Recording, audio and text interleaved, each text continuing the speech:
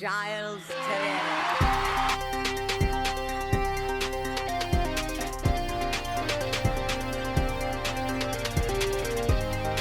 And me, I'm the damn fool that shot him.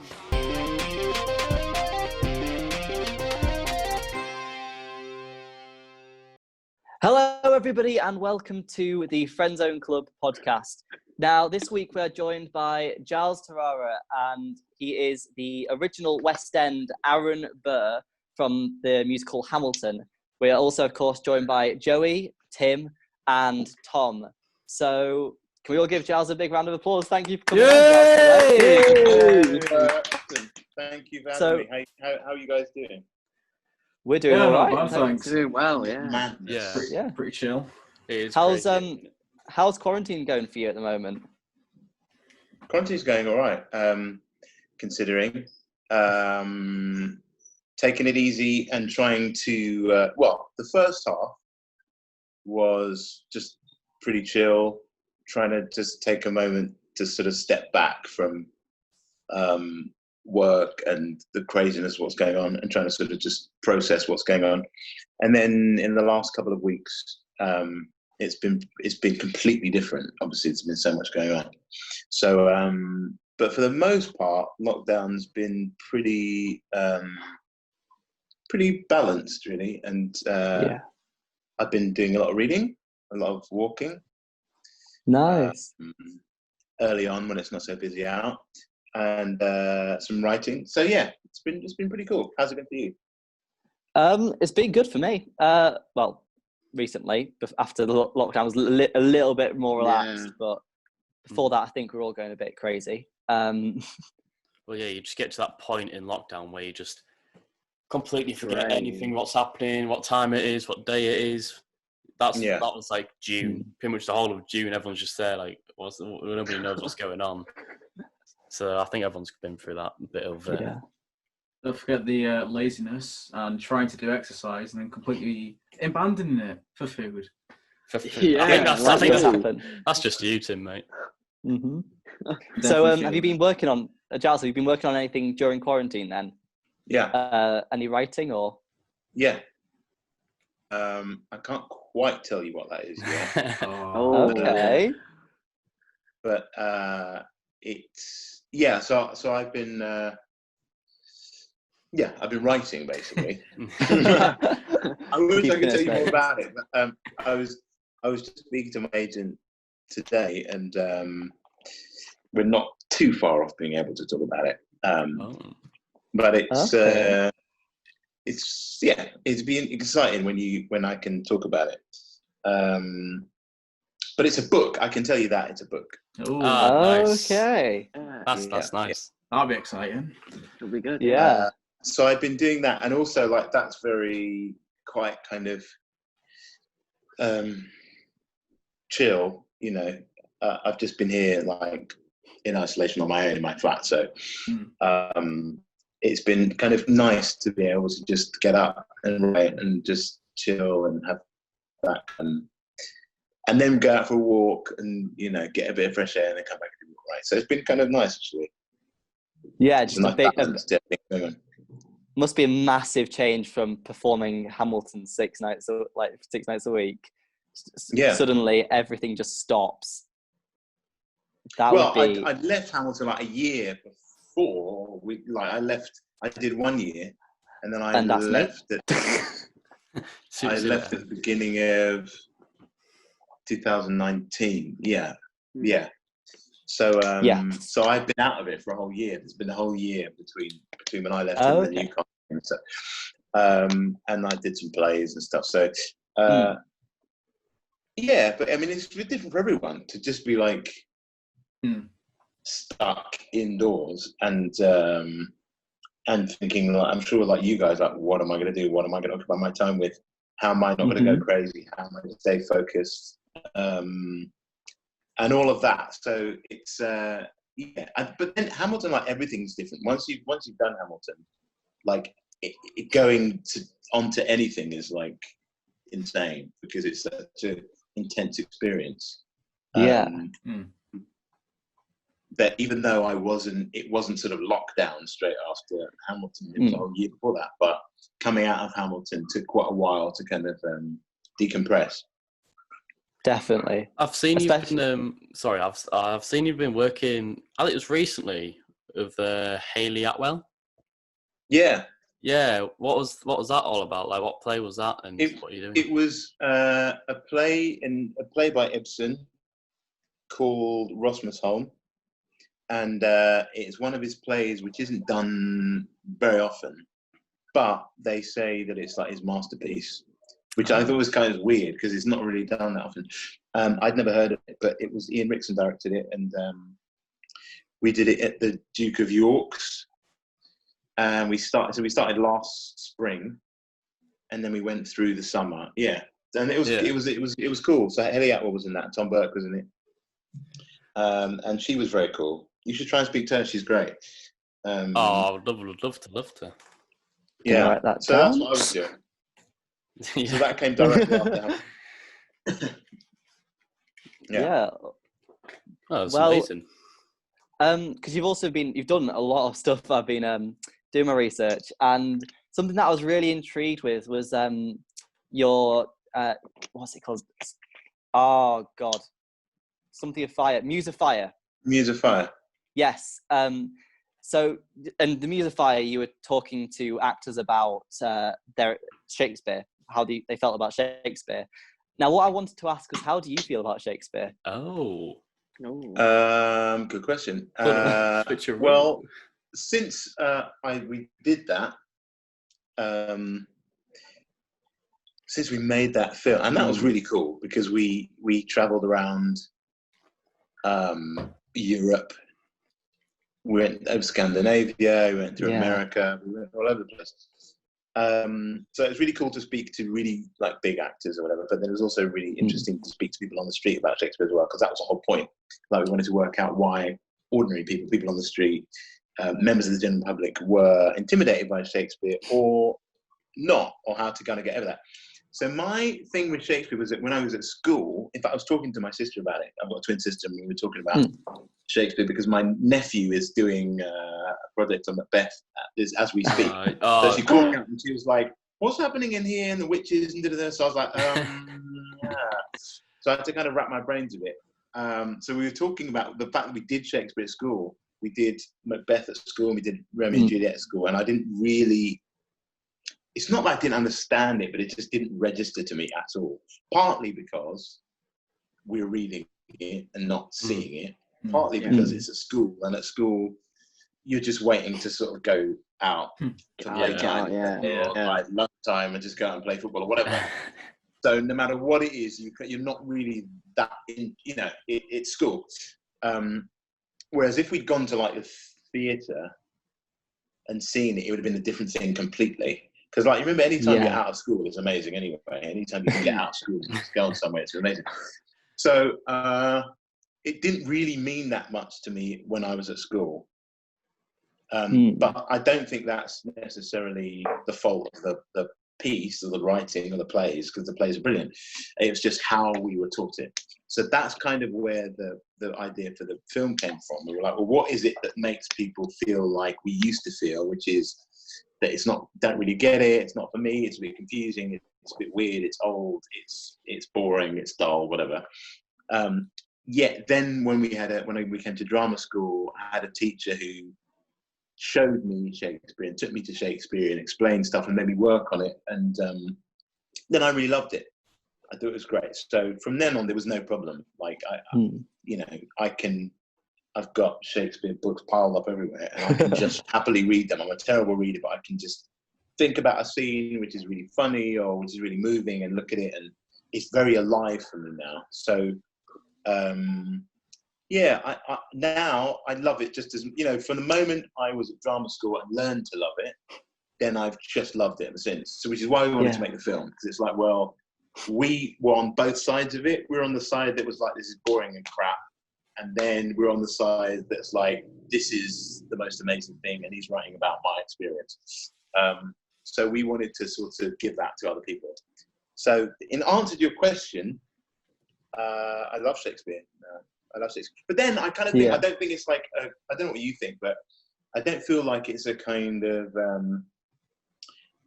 homogenous thing. It's like there's some scenes in Hamlet that I don't like, or there's some speeches in Hamlet I don't think are good, or there's a bit that I don't think is so great.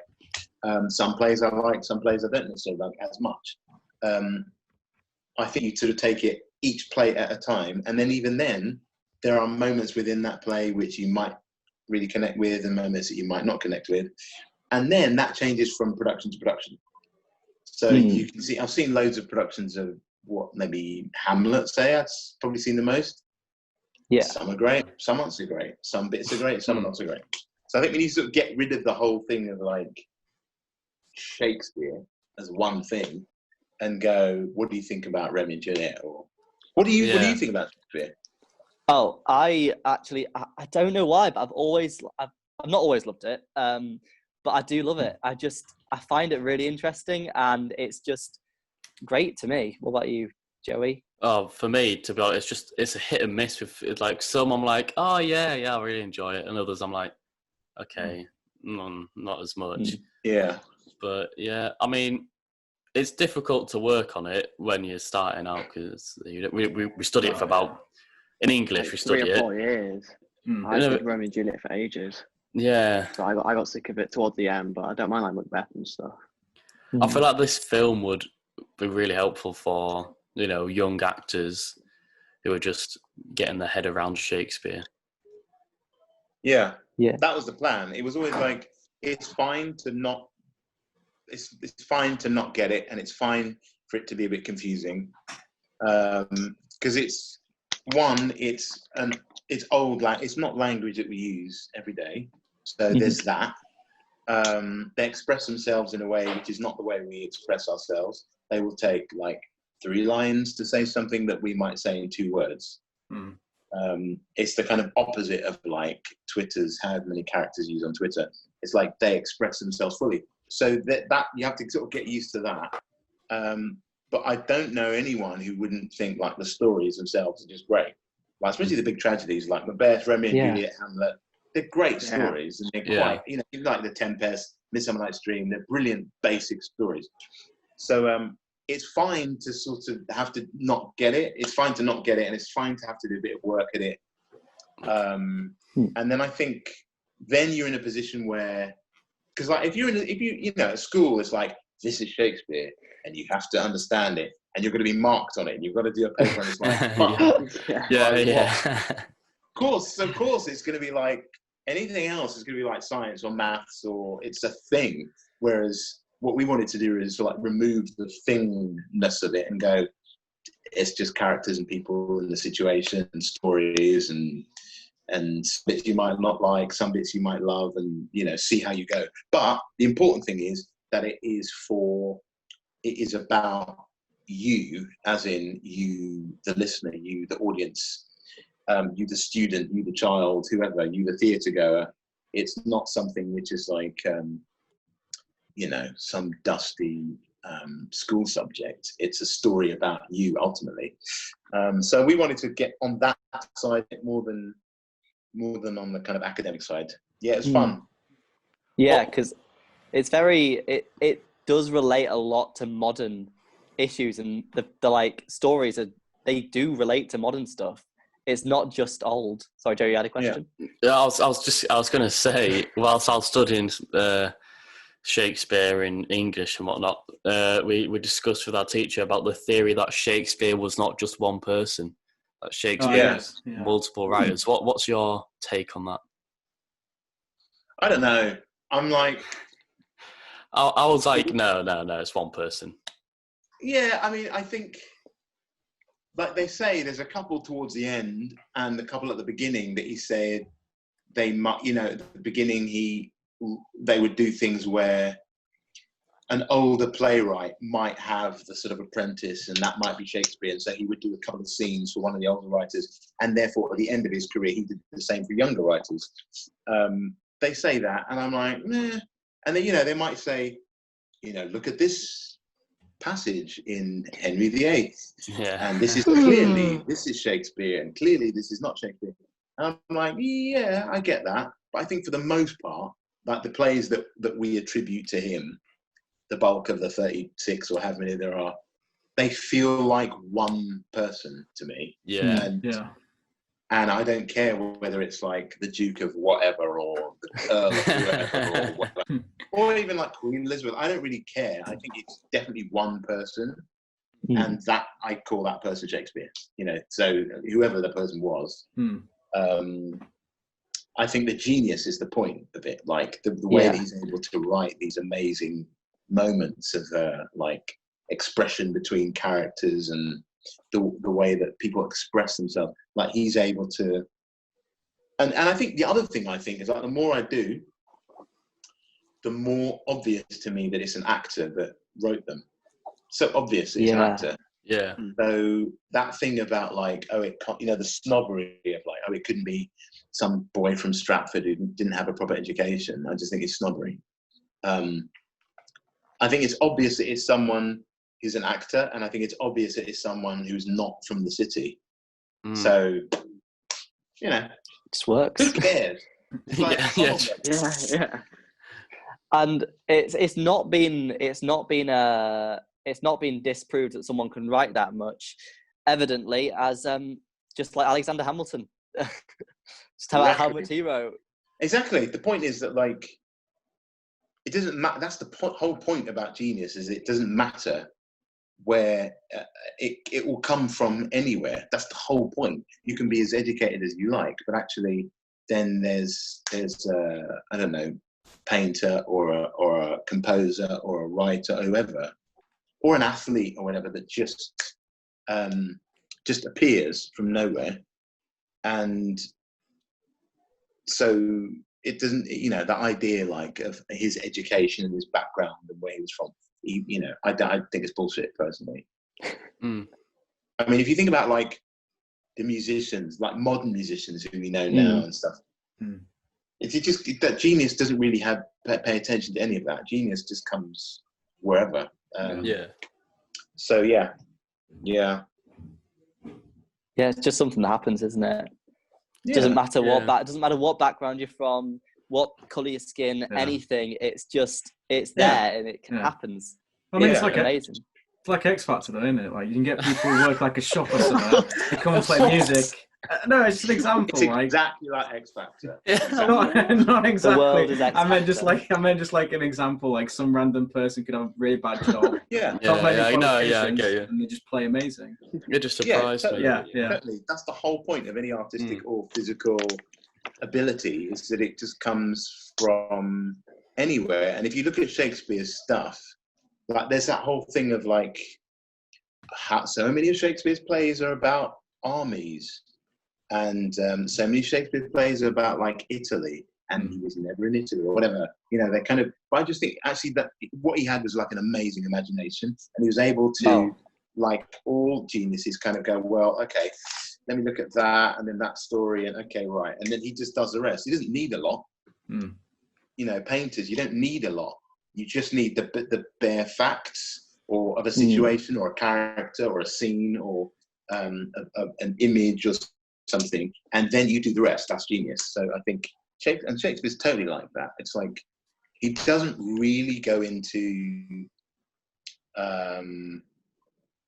like for instance, like politics. Shakespeare is not gonna go into politics in the way that would really require someone to have studied politics for years and have a degree in it. He goes into the fact of like the kind of broad strokes of it, and with those broad strokes he can kind of nail the fundamental of it, but he's really only dealing with the broad strokes of it, which is why it's when he speaks about subjects like religion or politics or anything like that, it's only really as much as you need to be able to hone in on what do I mean, to because he knows two things, right? I haven't spoken about Shakespeare for a while. It's quite interesting. Is that he wrote for people who were completely illiterate. So all of his, like the audience that came in, the groundlings, They were very like ordinary working people, poor people. And then he wrote for like the gentry who could afford the seats and all that, right? So he knew who he was writing for. So he had to write in such a way which is really accessible. So when he talks about these big subjects, it's not like if he were to do a play, if one of his plays was about brain surgery, he wouldn't go into the ins and outs and every finite, minute detail of brain surgery. He would find the thing which the average punter on the street could understand about brain surgery. And he would use the bit which only really referred to human experience or human failings or human strengths and stuff. So he doesn't really deal with, his words are quite, his vocabulary is massive, but the way he deals with subjects is really always accessible, actually. So I don't think it requires like, a professor of X, Y, Z. He's not really interested in that. He's only ever really interested in the two people. If they're talking about religion, it's that person and what they're kind of fighting about or wrestling over. The subject of religion actually isn't the thing. It's what the two human beings are really dealing with. The same with faith, or the same with politics, or whatever. So I don't really buy the thing of like Shakespeare didn't have the education to write about the subjects that he did, because he's only really ever interested in people and what they're trying to do to each other. Yeah. I mean, that's more knowledge than I got in secondary school. So Yeah, same. That was amazing. I'm Cool, you're blown welcome. away by that. I mean, experience speaks, doesn't it? Experience does. Yeah, But- it does. And you get that from just like listening actors do it every night. And I've worked with really great actors, and when they get up on that stage and do that stuff, it's like it makes sense to you, and you kind of go, actually, yeah, he's only really ever talking about two people standing at a bus stop, having an exchange, trying to work out that. So when you talk about X Factors, that's kind of it. It's totally that. It's like what we're watching, and what the X Factor people realised, what Simon Cowell realised, was that actually, when the person stands up on stage, that's fine, that's one thing. But really, the important thing is what it means to that person. So when that guy gets up on stage and it's like, yeah, this is my grandma's favourite song and she died and I'm going to do it for grandma, then we go, oh, we're really kind of into it. Yeah. That's totally the same as Shakespeare. He's only really interested in what it means to the person. So the subject of it doesn't really matter. So he can set things in the army, or he can set things in the court, or he can set things in the country, or he can set things in the city. It doesn't really matter. It doesn't really matter what the people are talking about. It's like, I want this, you want this. What are you prepared to do to get it? What am I prepared to do to get it? And that's really what he's talking about. So yeah. So I think X Factor is a very good example. Well, you've made Tim very happy there. Yeah. Well, because that's the other thing as well. It's like Shakespeare ultimately was very practical, so he was writing for his audience. So in the same way that, like, my aunt could be watching X Factor, also the Prime Minister might be watching X Factor. It has that appeal, and I think Shakespeare was totally that. I think the idea that Shakespeare is like high class art. Yes, he kind of articulates the human condition better than anyone ever in history, but he's also like brilliantly entertaining. Otherwise people wouldn't still do it. They're the funniest plays ever, and like they're the most please go. Sorry about that. I mean, I live in central London, and there's police going by every minute. Makes sense. Yeah, Shakespeare had to make people laugh and people have a good time, and he was a populist, I think. So I think you could go worse than the X Factor. Yeah. So I think Tim, go for it. I was going to say, I wish I had this talk in GCSEs. I might have got an A star then. Brilliant. Yeah, exactly. So I think we're going to move on to the one and the only, the Hamilton, which I personally there he is. jump on again. I got the jumper on, which I personally have seen you in, and honestly, I was blown away. It's my favourite musical and all that sort of stuff. But thank you. So, you're welcome. Which you have got an Olivier for, which is amazing. So how was? Yeah. Sorry. But you got a copy. I mean, come on. It's an Olivier award. Yeah. And how was that? Like, how was the whole experience of from just starting out the audition process to bloody Olivier's? How did it start? That's a big question. How was your what made you start audition for Hamilton then? Let's go start with that. What made me audition was my agent made me audition because I didn't know the show. The show had just opened on Broadway.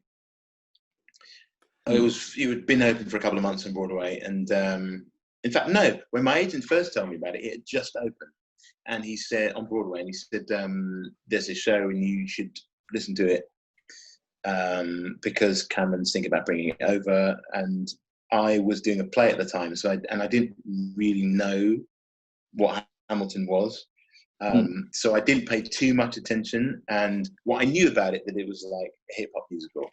So I was like, well, they're gonna get someone who's hip hop. That's not me. They're gonna get someone like a lot cooler than I am to do this thing. So I didn't really pay too much attention to it. And then he came back a few months later and said, you need to listen to this because they're gonna bring it over. So then I finished the show that I was in, and I listened to it. And from the moment I listened to it, I thought, this is like the most incredible thing I've ever heard. Right from the moment I started listening to it. In fact, I listened to it right here. And so then I was really, and then I could understand that actually, as much as it is hip hop and rap, Lynn, obviously, I was like, whoever wrote this totally knows musical theatre inside out, from like the classics of like Cole Porter, Irving Berlin, Rodgers and Hammerstein, Rodgers and Hart, all the way through Sondheim and Kander and Ebb, all the way through Andrew Lloyd Webber and Cameron Mackintosh and all of that stuff. He knows the whole thing.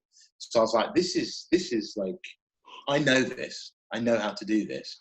And also Burr raps a lot less than he does. Jefferson and like Hamilton and stuff. So I was like, when I heard it, I was like, I know I get this. I understand this. And like, more importantly, I understand the guy. I understood who he was, and I felt like I could really relate to him. I just felt like I understood him. So from then on, I was like, okay, yeah, I really want to do this. So then I was not going to be in London when they were auditioning, because I was on tour with a Shakespeare play, actually, Merchant of Venice. So my agent said, okay, well, and they were auditioning in the autumn, and I was going to be on tour around the world. We were in America, and we were in China, and we were in Italy, and all over the place. So my agent said, okay, when you're in New York with this tour, I'll arrange for you to meet them and have a meeting with them. And this was like way before. This was like in July, and they were coming here like, I think in like September or October. So my agent arranged a meeting. I was in New York. We were performing in New York with the Merchant of Venice. I met them in New York. I met Tommy Kail, the director, Lack, the musical supervisor, arranger, genius, but not Lynn. Lynn wasn't there then. And so I met them, and then auditioned for them, and then carried on the rest of the tour and didn't hear anything. So I was like, well, that's that. That's fucked. I've got that. Move on. But I really, really, really, really wanted to do it at that point. So I kept on my agent to be like, what's happening? And he said, oh, they're fine. They really liked you, and they don't need to see anything else, and they'll see you at the finals, which are going to be in like December. So I didn't hear anything, and I thought that was not a good thing, but my agent was like, no, it's fine. They said they're happy, and that's fine. and then that's what happened. I met them again in December, and then asked me to do it. Yeah. So then there was a big gap between December, and then we started in September. So it's a massive gap, and then you couldn't say anything because they were still auditioning and they weren't going to announce it. So it was for most of that year. I was just, and then I did another play when I got the part. I did another play at the Donmar, and I don't think I could say anything throughout that either. So it was. But the answer to your question, there was a long time. Yeah. There was 6 months from the time I auditioned to the time I got the part, and then from the time I got the part, there was 10 months until we started auditions at rehearsals. So, which was cool because it meant I had time to learn the thing, and I didn't know who else was going to be in it because they were still auditioning. And it was actually fine when it wasn't announced because no one knew about it, so there was no nothing. And then the day they announced it, everything just exploded, and people were like calling, and then I was a bit like, oh fuck. Because before that it was like, okay, well I know, and then they know, and then that's it. Whereas once it was announced and it was out there, as with all things like on Planet, I call it Planet Hamilton, as with all things, it's like it takes on its own kind of life. I mean, you've seen today. Have you seen the thing yet? Me and Tim, we haven't seen the actual show yet, so we watched it both earlier today. All right. Yeah, I was thoroughly impressed because I'm not really the biggest musical fan. I was like, is this just going to be like standard, musical songs? And then in the minute they start like rapping and everything's different, I was like, all right, it is very cool. Yeah, literally the moment. Yeah, because that's interesting. I haven't really thought about like people that are seeing it for the first time and haven't seen it live on stage. And so that must be really interesting. I haven't really thought about that. I haven't really spoken to anyone today about it, but I see a lot of people going, I saw it a million times, and now I'm going to go and see it on Disney Plus. It was actually kind of interesting from your perspective of not having seen it on stage, and then seeing it on thing for the first time. It's interesting. Well, we also had a slight negative because Harry just keeps going on and on. So we're like, oh my god! I never thought about. So we're like, all right, what do you want about? It's like, what is this? What is this? What's he banging on about? So high. Yeah, they were up here. We were like, all right, they're here, and then say one bad thing. Harry's just like, right, no. It's down your throat. But I can see the appeal, and I enjoyed it. I mean, to be fair, when I was watching it, I was like, cause I'm with musicals, I'm a bit like, I prefer a bit more acting than song. But when I was watching it, I was like, okay, this might not be bad. And then I watched it, I was like, okay, these songs are good, these are good, I can get to it. And then the characters were just so much fun as well, just live, everything. Yeah. And I saw the runtime, and it was like 2 hours, 40 minutes long. I was like, what? And then I watched it, I was like, boom, gone. So fast. I was like, so good. It just draws you in. It just draws you in. It just draws you in straight away. It's a brilliant piece of work. The set's really cool as well. I like the set. Oh yeah, it looked good. I need to watch it all tonight. Oh, Tom! I was at work. I only watched 15 minutes of it. You should have had a break and just skip. There's no service. There's no service. No. I'll watch the rest of it tonight. So during Hamilton, then, what was like during the show? What was your favorite what was your favorite moment? What was your favorite song? What was your favorite song to perform while you were doing it? How many questions do you want to ask? I just stretched that out. Favorite song to perform changed as we went along. I really liked, obviously, I liked The Room Where It Happened because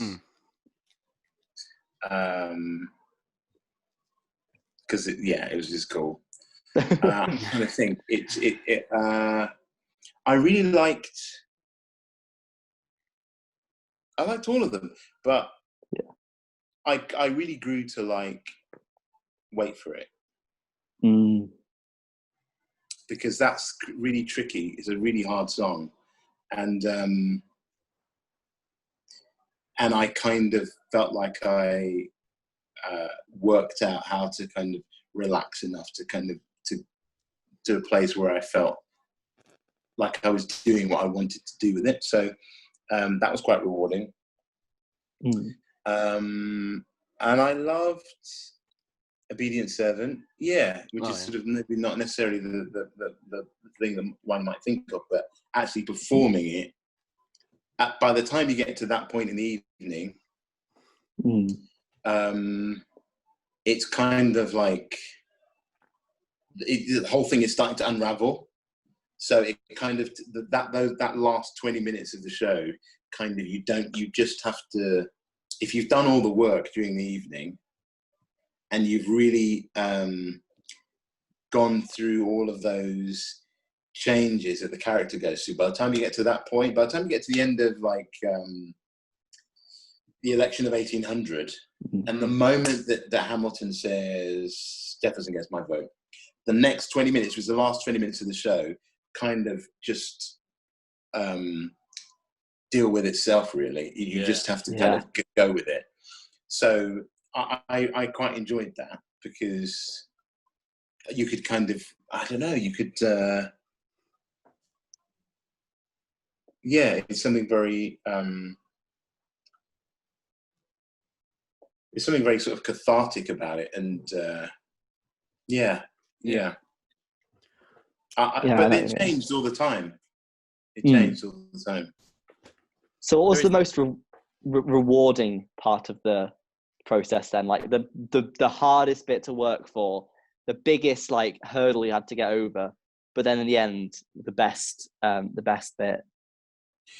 What, during the show, during the performance? Yeah, I'd say so.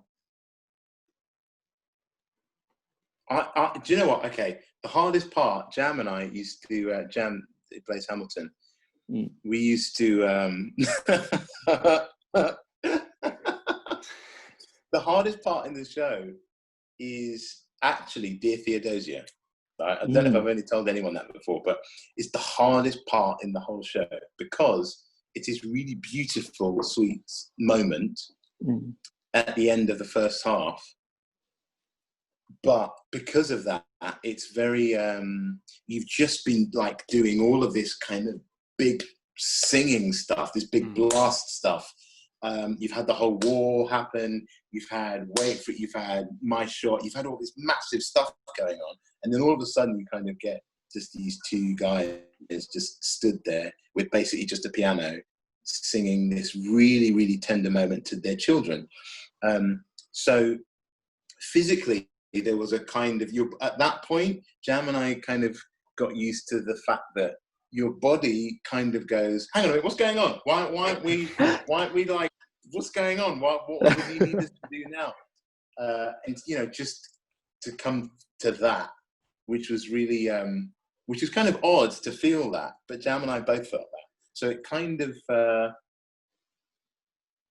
it's kind of like, if you had to walk on a like high wire, you know, but they balance with the thing, and then just before you did it, you had to like run around the football pitch for 20 minutes, kicking all the different balls in all the different directions and all the goals, and then walk up and then just do this. It was a very kind of big shift.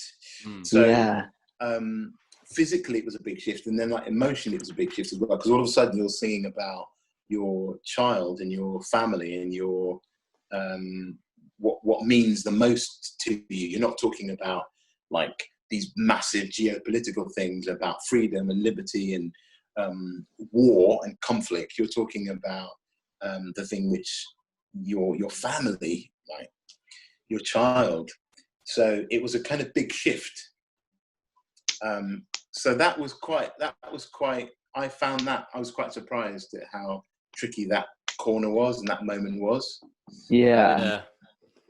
And then it kind of, both of us found that I laugh because like we would in the interval we would kind of come off because we have Dear Theodosia and then we have Non-Stop directly after it. So we go from Dear Theodosia, and then we go straight back into like, and then finish end of Act 1, blackout, and then we'd come off and we'd sort of just check in with each other as to sort of how hard Theodosia was today. And we'd always therefore gauge like what kind of a show we were having by how Dear Theodosia felt. Yeah. Which is quite telling, I thought. Because on the outside, it kind of seems like it's just quite a sweet, easy song, but the moment is very, very hard because it means so much, and then the contrast of what you've just been doing for the last hour. So yeah, that was, and it was therefore really rewarding when you found how to find that moment, find how to, as a performer, be able to take care of that moment and tell that bit of the story well. Because the other thing about it is the pressure of that moment is everything that happens in the second half is based on how important it's like, in the first half of the show, they're fighting for this country, America. They're fighting for their freedom and liberty. And then in that song, Dear Theodosia, it's like encapsulates if you're a soldier, if you're fighting for anything, freedom fighter, rebel, whatever you are, if you're fighting for your country, your liberty, your freedom, that's kind of encapsulated in your family, your child, the people who are coming after you. So Lynn really beautifully kind of brings it down to the personal. It's exactly what I'm saying about Shakespeare. You could have you could go into the politics of it till the cows come home, but really it's like, this is what these people are fighting for.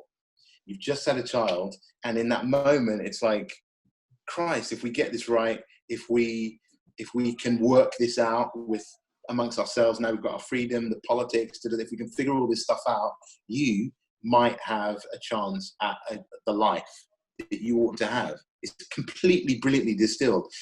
So then after that moment, where Lynn has been able to like personalize what all of this means to all of these people, there's quite a lot of pressure to sort of remember that. So everything that happens in the second half of the play, they're trying to work it out. They're trying to work out the government. He's trying to get in the room where it happens. He's trying to work out the compromise. They're trying to work out where to put the capital. They're trying to work out how to get his financial plan across. And all that's because they want to get it right for the people who are coming after them, their children and their children's children. So it's all about legacy. So Theodosia's got all of that in it. So it's quite a tricky, deceptively tricky moment. Yeah. Oh, I never thought about it that way. It must have been. Well hard. Yeah. Yeah, and then straight into Non-Stop as well, which is like a massive song as well after that as well. Yeah. So do you have any tips for young actors like us, because we're all young actors? So do you have any I got a feeling Tim was going to ask that question as well, weren't you, Tim? I was. Yeah. So do you have any tips apart from talk less and smile more? I get it. I get that reference. That's a good tip. Yeah. And don't throw your shot. But... Just ruined it. Don't tell me how, right? Had to do it. Although, do throw away your shot, because if Burr had thrown away his shot in the way that Hamilton did, then Hamilton would be dead. Anyway, that's just the brilliance of Lynn's lyric. So from Burr's side, it's like, do throw away a shot. But then again, it's like, obviously, anyway. Lynn's lyrics are really articulated anyway, so it's brilliant. Yeah. But again, I think it's like Shakespeare. Shakespeare is brilliant at going, there's this meaning, and then there's this meaning, and there's that meaning, all in one line. And Lynn's brilliant at that. Literally, my mum was just saying earlier today that Hamilton is a bit like Shakespeare. Yeah, totally. It's Shakespeare. Totally like Shakespeare. My advice is the things that you already know. It's like know what you want. Well, firstly, know who you are, know yourself, know your strengths and your weaknesses, Like, we want to be able to do everything. We want to be able to act everything and do everything. And there are some things that we're better at and some things we're not so good at. And I think you have to be really honest with yourself about those things so that you can deal with the things that come to you. Don't be dishonest with yourself. Know who you are and know what your machine is physically and mentally. So know yourself, and then know what it is that you want to do, and be rigorous with yourself about, okay, why do I want to do that? My drama teacher always used to say, like, before you do a project, you have to know why you want to do it. And I totally stick to that. It's like, I have to know beforehand why, even if it's like, okay, Hamilton, it's great. It's coming over to London. What, am I going to do that? I don't know. Of course, yeah, you want to do it, but it's still important to work out why you want to do it. What do I want to get from that, doing that experience? Because then, once you know that, and once you've really been honest and had a really honest conversation with yourself about it, and it might be something fairly straightforward or simple. I want to work on this bit of my acting, or it's not something that I've done before.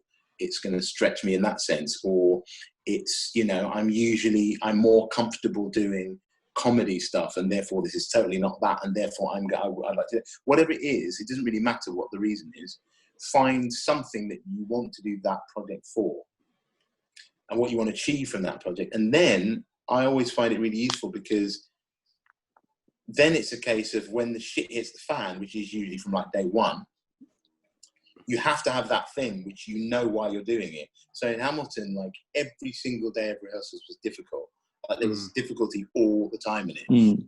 And sort of compounded by the fact that there was all this kind of outside pressure of like people going, Hamilton's coming, and wow, and it's in rehearsals now, and it's almost in the theatre now, and it's almost in previews now, and it's almost ever now. There was this like continual thing going on, this like pressure which you had to somehow balance. And that was, for me, balanced by going, why am I here? What do I want to do this for?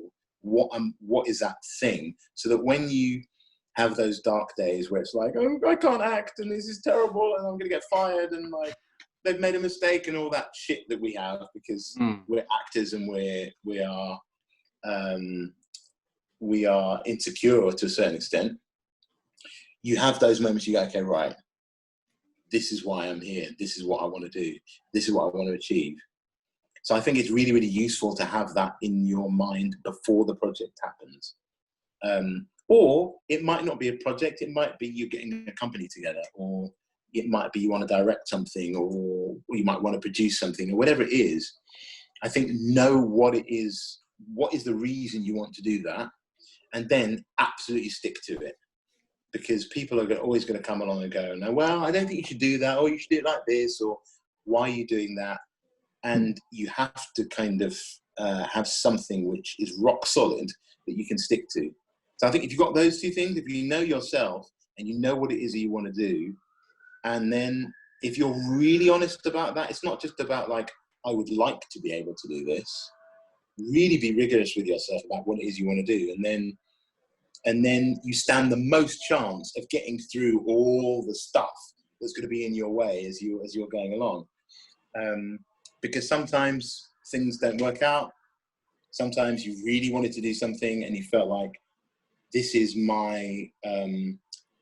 the one thing in my life that I've always wanted to do, and it doesn't work out, or you don't get the part, so you never know. But I think if you're as equipped as you can be with who you are and what it is that you want to do, why you want to do it, then you stand the most chance of like, it's like if you're going to climb a mountain, you need to know why you're going to climb it, because otherwise when you get 2/3 of the way up and it's like you've got frostbite, you're going to stop and go back down.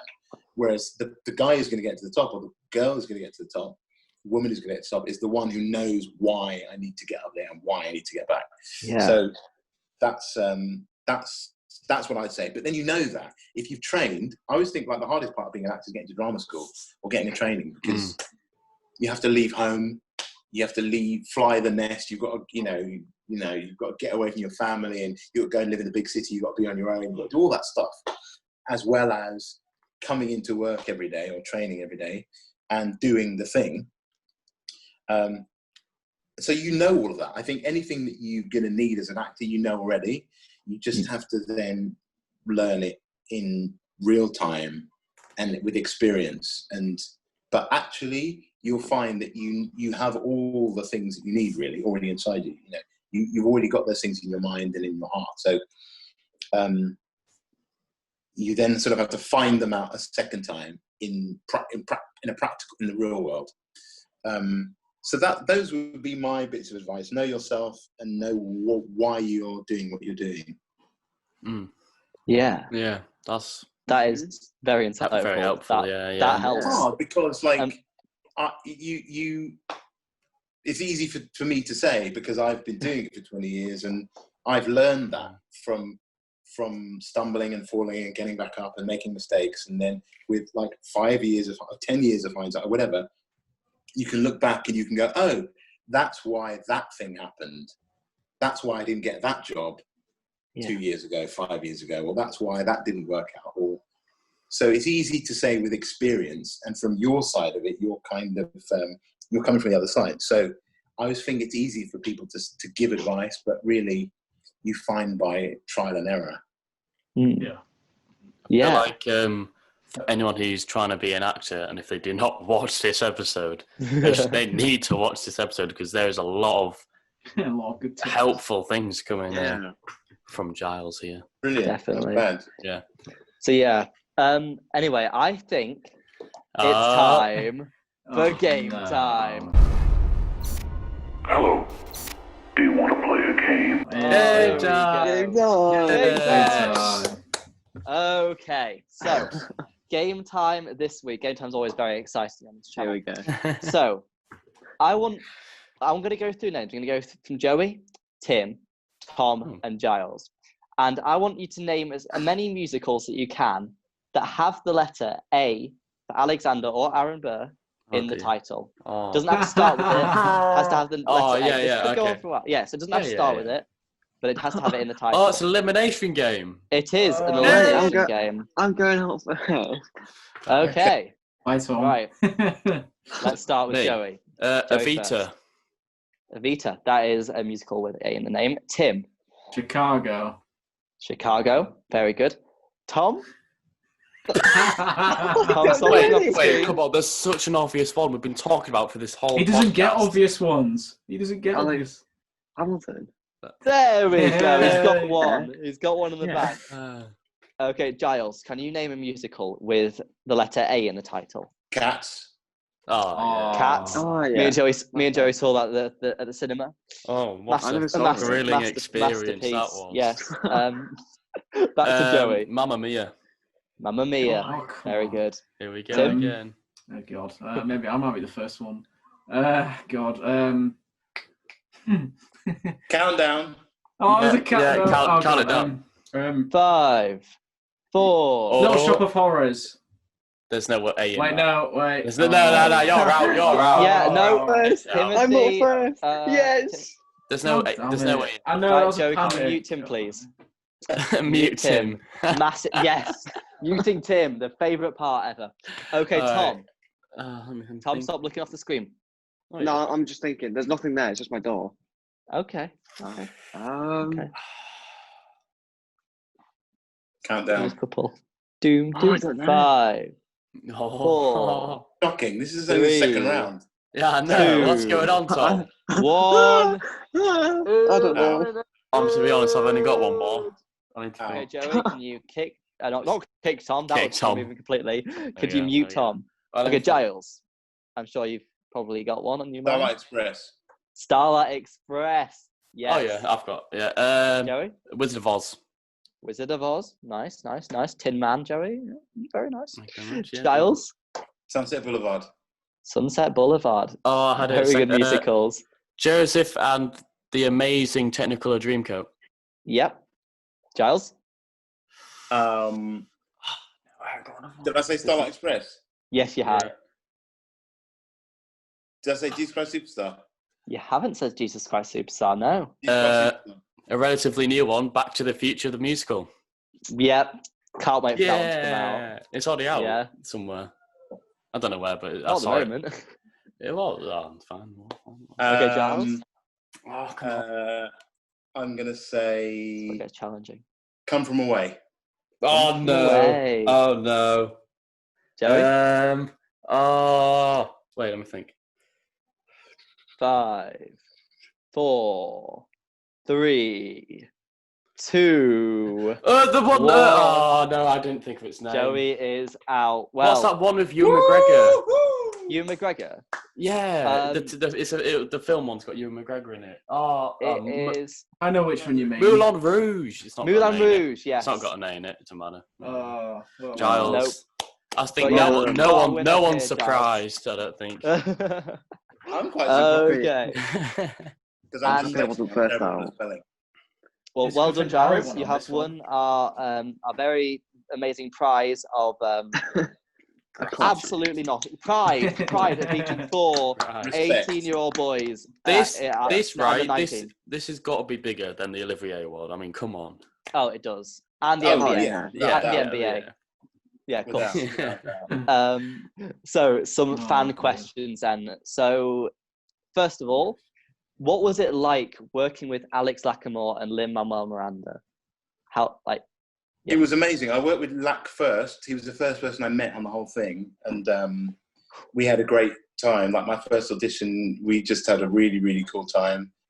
He was great fun. I was really well prepared for it. So we just jammed around and we, I had to sing like Room and I had to sing Wait For It and I had to sing Did the Ocean in the opening. And we kind of played around a lot with him. So he was really cool. And then in rehearsals he was amazing. Like the things he comes up with musically is brilliant, and he's always very he's just a great energy, very funny, very personable, but yet like this incredible musical genius. Lynn again is the same. Lynn's Lynn, like the first time Lynn came to the theatre, he was filming. Well, so when we got to the theatre, he was in England, but in fact he's in Wales. He was filming. Was that for Mary Poppins thing? Yeah. Oh God, yeah. Oh, that's a musical. Yeah. He came and the first time he came to the theatre, we were in the middle of tech, and we looked around, and this guy walked on stage with a Prince Harry mask. It was like one of those like cardboard souvenir with the eye hole. And we were like, what's going on? And then he kind of took it off, and it was Lynn, and it was like everyone's just like, ah! And that's my experience of him. He's just like very cool and laid back, and very funny, and very one of the team. Genius, brilliant. He's an absolute genius. Like In the Heights and Hamilton. Yeah. And moving on. Moving on. Smooth. That was very smooth. I meant like for whatever he's got to do in the future, not moving on. He did Moana, didn't he? He did Moana, yeah. Yeah. Sorry, I just remembered well that. Done, Joey. Moana, another new musical with an A. Okay, another question. What sort of stuff did you do during Hamilton to unwind and to take a break from the show? Take a break, good. On it. Oh, he's done it again. It was. You couldn't really do. What I would do is go home, and that was it.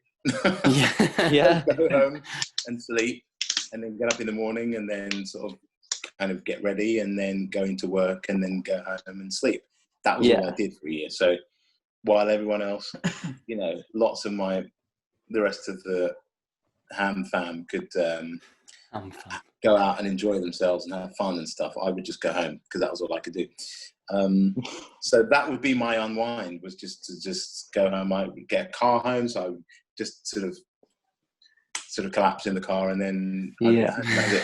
So it's not a particularly exciting thing. I think, with that kind of part, you have not really much else you can do. No. Oh, Hang on. He disappears. Sorry. Yeah. So did you have any like pre-show rituals or like something you do just backstage, like to get ready, or was it just you just got ready and you were on? I listened to lots of music, and then I'd go and see Jam, and we'd hang out for a bit, and then it was usually some foolishness we were up to. Yeah. Did you play any like games? We didn't actually. On previous shows I've played like games, but on that show you can't really. You have to just. But we'd always be doing some crazy shit. But but what I would do is before the show, when we would go onto the stage, we would have a little prayer circle with someone. I don't know how that came about, but we would just kind of get together and have our little moment where we could just touch base, and because you see each other in like vocal warm up, whatever. And then once we're all in costume, ready to go and come down to the stage for beginners, we would kind of just have our little stage right moment where we all got together. And then I would actually, that's definitely a ritual I got into. Was there were stairs on the stage right that lead up to the surround, and I would go up there just before beginners, and there was from there was like a little you could see the audience a little bit. You could peek through one of the things to see the audience, and I would always find someone to just clock who I was talking to, because like Burr spends all the time talking to the audience. You can't see anyone really. You can see the first 3, 4, 5 rows. You can't really, and you can see maybe the first row of the circle, but you can't really see everyone. So I always wanted to have like an idea of someone, some like young person or whoever it was, just someone that I was like, okay, I've seen you, I've seen your eyes, I've seen your face. Okay, right, here we go. So that's kind of what I would do. Yeah, because I follow quite a few of the West End cast members on Instagram, and I love every instalment of Scare and Taryn that Jason did. Yeah, those were I loved watching them personally. Yeah, they would always be doing some craziness. Yeah, it's awesome. Oh, I said it again. Wow, sorry, last time awesome. I was hosting, I said it's awesome way too many when we were with Stephanie. You did. I said, oh, that's awesome. That's amazing. That's incredible. But yeah, that was Stephanie. But anyway, another question from a fan. I'll get to you after, Tim, okay? Very well. Yeah. Awesome. What was it like taking over an already well-known role then, after, of course, Leslie?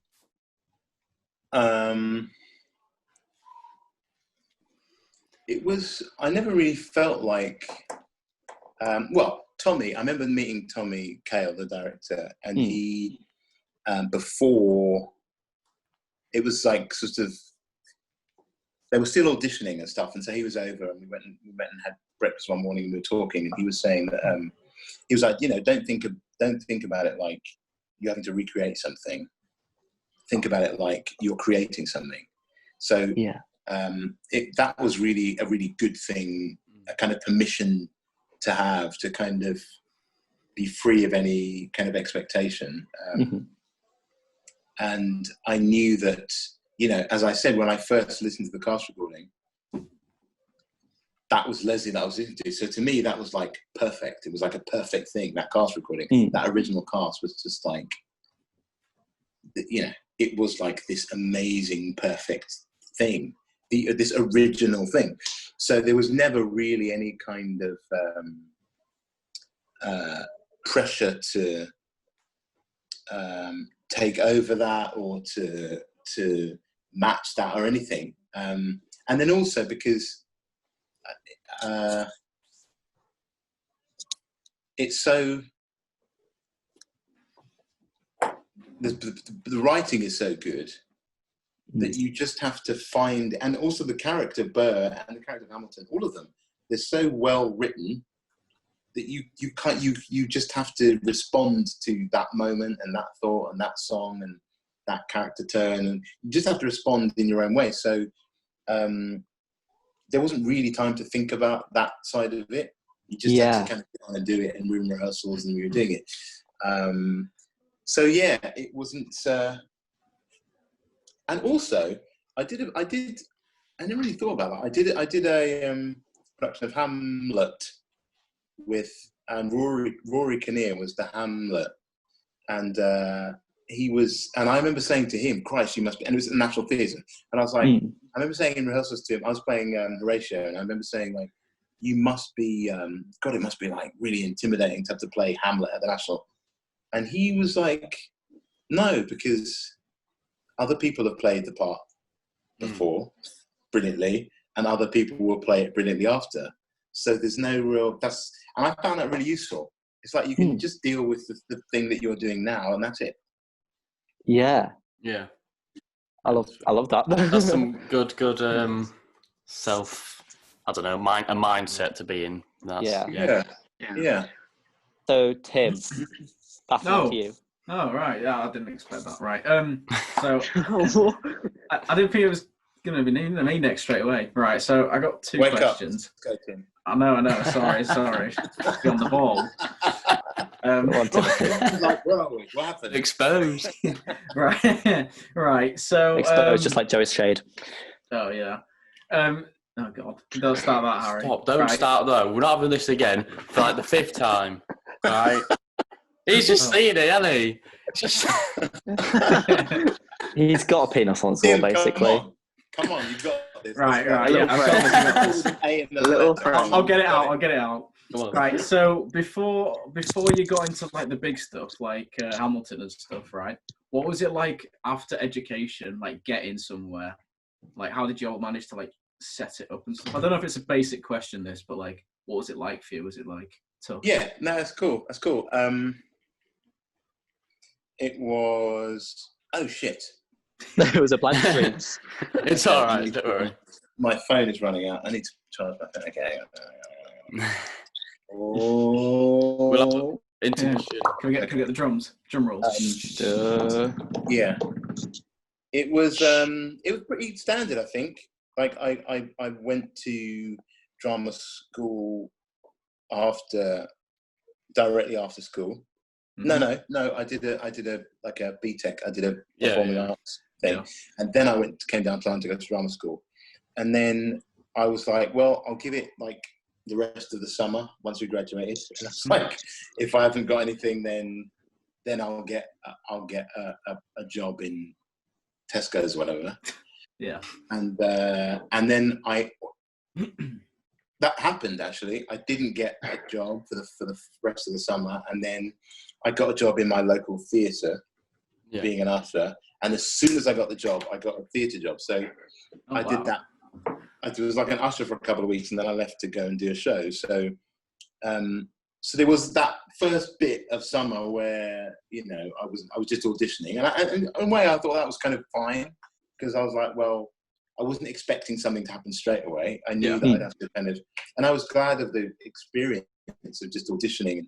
I said to my agent, just give me as many auditions as you can, and hopefully I'd kind of get a bit better at them. And I think that kind of was how it worked out. I was a bit shit to begin with, and just a bit nervous, and then you work out, you relax a bit. I think acting is all about relaxation, really. Yeah. Oh, yeah. So for me, it was fairly standard progression to working, and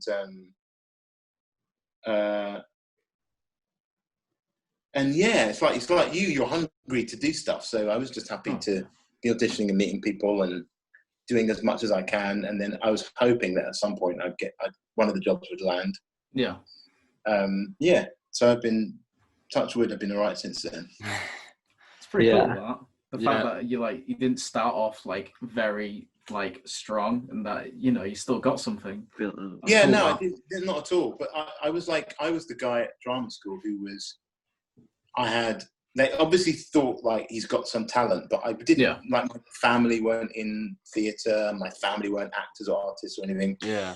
So I was like the kid who was like, well, I really have got some potential. But it wasn't like, oh, he's the one who's going to go off and, there there were lots of those people in my year where like, oh, well, they're going to do well, and they're going to do well, and they're going to do well. Because they were like actors anyway. Whereas I was like, what the fuck, who's Chekhov? I don't know. I was that guy. So, it was, and in a way I was quite grateful for that, because the kids who had been like, you know, mummy and daddy took them to Stratford upon Avon every weekend, they knew what it was to measure against, whereas I had no idea. So I didn't really, it wasn't like I was like, oh, I'm not here yet, or I'm not there yet, or I should be doing this, or I should be auditioning there. I didn't really know. So, it was fairly standard, but there was a lot of kind of, I was quite green, and that was quite good for me, I think. It meant I was quite, I was always very curious and like hungry to learn about stuff.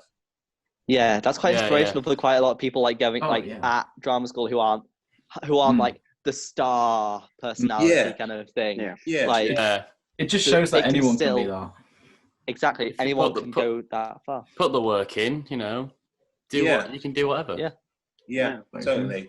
And also, you know, and I kind of felt like I knew that I wasn't going to be, even then at drama school, I knew that there would be like, I knew that there's always like the one or two, the star, like you say, who goes off straight into Downton Abbey, and then they're in America, and then they're at the Oscars, and there's that person.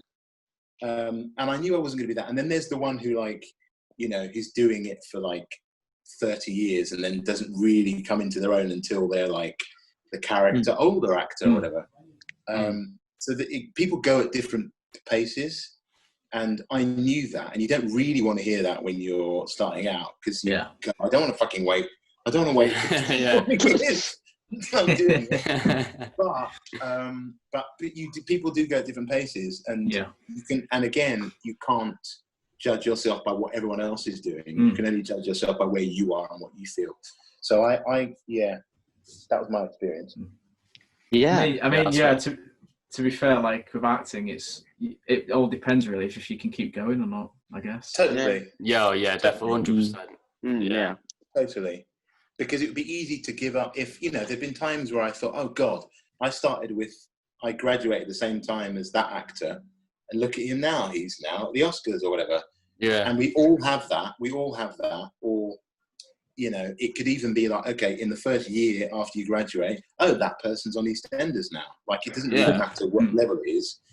We're all like, oh God, look at where they are, and look at what does that mean about where I am. Whereas actually, if you stick at it, you'll find your own way and your own time, which is not comparable to anyone else's. It's a good point. Good, that'll be helpful to a lot of people auditioning and working out. Definitely. Just starting out, that'll be really helpful. Anyone else got any questions? I was going to ask, because I can't believe we haven't talked about it. How was winning an Olivier Award? How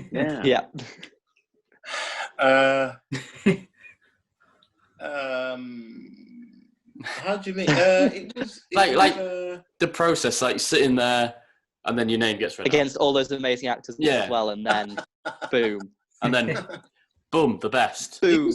It was mad. It was surreal. It really was. But the thing was, like, the whole day was mad, and you didn't really have time to think too much about it because we had to get there really early. So you have to get to the Albert Hall at like 9. Ooh. So then you get there, and then you have to wait, and then you've got to get into mics to do the sound check. Then you've got to wait around for them to call you. Then you go up on stage and do the sound check, and they had the entire cast were going to be performing in the opening of the Olivier Awards. So there were 30 of us in the company, and normally you've got offstage swings and covers who aren't normally performing in the show every night, but for the Olivier Awards, everyone was going to be in that opening number. So we had to restage it. So you go up on stage, sound check, then we had like an hour to restage it and do some rehearsals.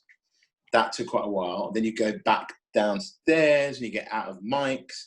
Then you had to get ready there was like a run of the whole thing. There was like a dress rehearsal of the whole thing. Then you had to get into your fancy clothes to go and do the red carpet, and then you have to go and meet people and do the red carpet. And in the rain, it was raining that day. Then you got to come back in, get all out of your posh clothes, put your show costumes on, show mics, show makeup, show wigs, back on to start the show. Then it's time to start the show, and then you have to wait around. Then someone comes and gets you, and then there's a whole long thing while you're waiting for the show to start.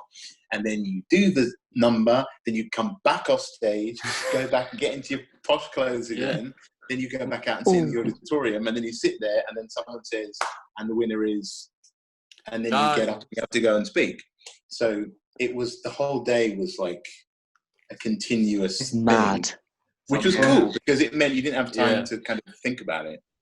You were just, and only really when they said, and when the category came up, was the first moment in the day where I was like, oh shit, this is happening.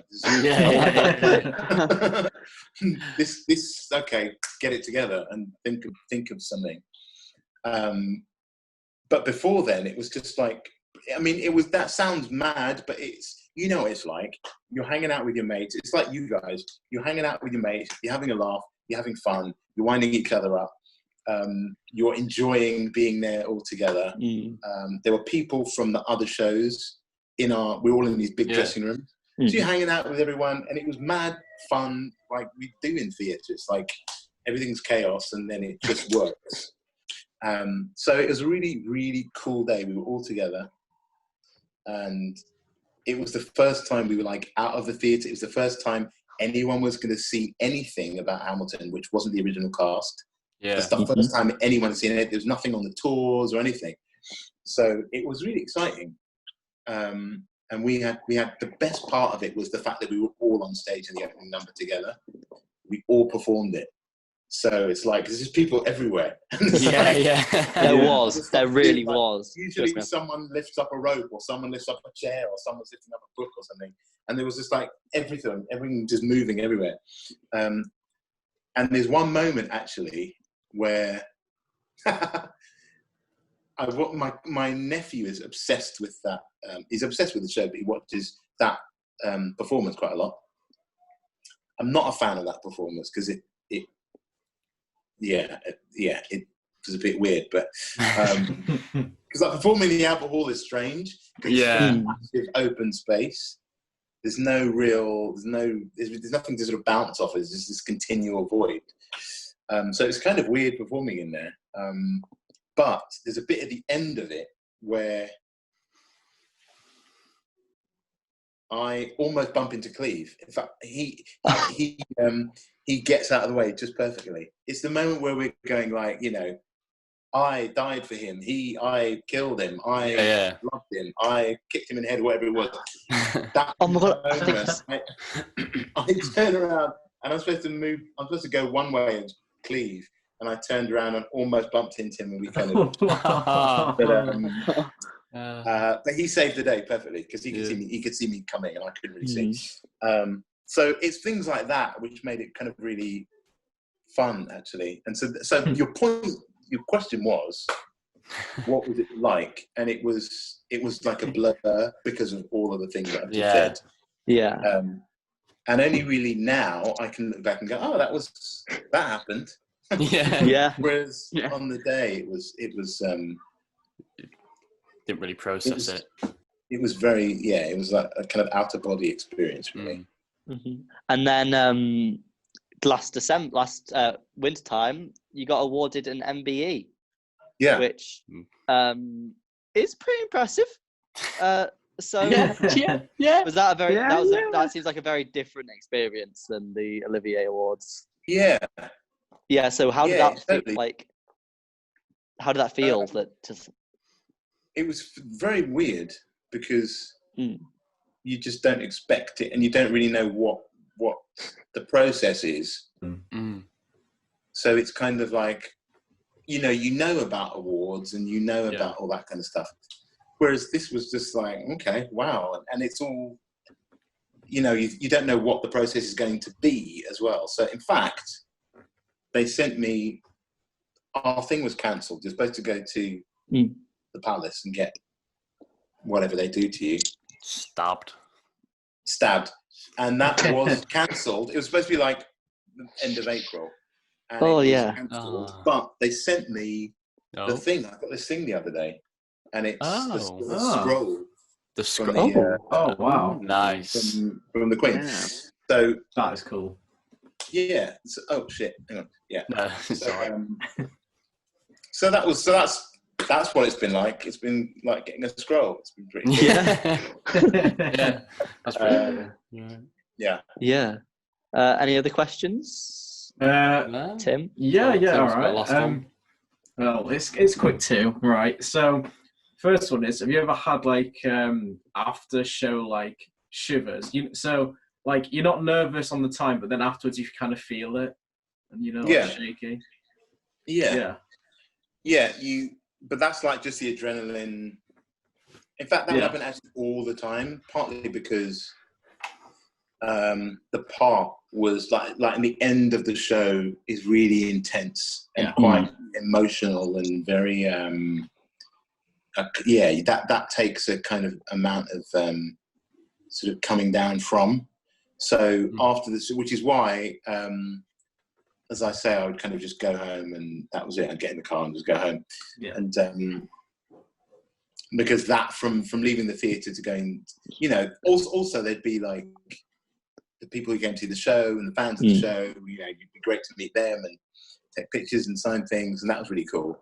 And then like just crash into the car and go home. And so that was that moment that you're talking about of just kind of decompression. Yeah. So yeah, that was it's pretty weird though at times, isn't it? Because sometimes you just feel like a rocking chair, just like because it's like like you feel like a rocking chair. Cause it just hits you all at once, and you're just like rocking chair. I kind of know what it feels like. I do know what it feels like. Talking about. Yeah. It's a lot. It's a lot of adrenaline, and it's I